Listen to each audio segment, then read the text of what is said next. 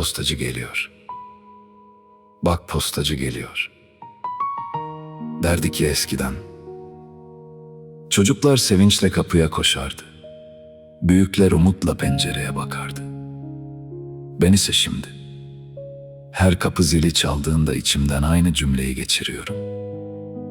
Belki bu kez senden bir haber vardır.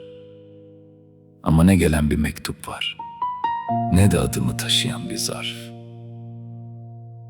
Oysa ben sana yazılmamış cümlelerimi yıllardır kalbimde taşıyorum. Her gece bugün de yazmadı diye uyuyorum. Her sabah belki bugün diye uyanıyorum. İnsan umut etmeyi bırakınca yaşamaktan da biraz vazgeçiyor galiba. Sana kırgınım. Çünkü bir zamanlar bana hep yanındayım diyen sesin. Şimdi en büyük sessizliğim oldu. Bir zamanlar gözlerimin içine bakarak kurduğun hayaller. Şimdi gözlerimi kapattığımda bile görünmüyor.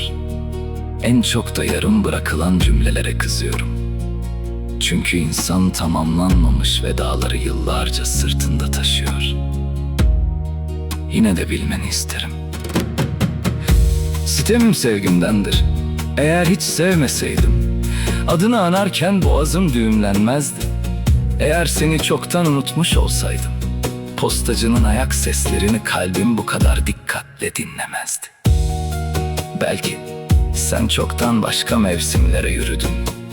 Belki benim adım eski bir defterin sararmış sayfalarında kaldı. Ama ben hala içimde senin bıraktığın baharı kurutamadım. Bugün yine postacı geldi. Komşuların kapısını çaldı. Birkaç zarf bıraktı. Sonra sessizce uzaklaştı. Bana yine hiçbir şey yoktu. O an anladım ki bazı insanlar mektup beklemez. Bir nasılsın cümlesini, bir hatırlanmayı, bir küçücük değeri bekler. Ben senden bir ömür istemedim. Bir satır yeterdi. İyi misin desen, yılların sessizliği biraz olsun konuşurdu. Unutmadım desen, kırılan yanlarım yeniden filiz verirdi. Şimdi bu satırları sana gönderiyorum. Belki eline ulaşmaz. Belki okur da susarsın. Belki de çok geç kalınmıştır.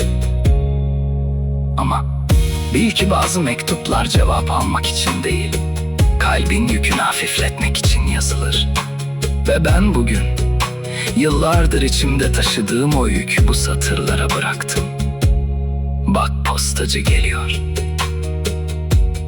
Belki bu kez sana değil, senden vazgeçmeyi bana getirecektir.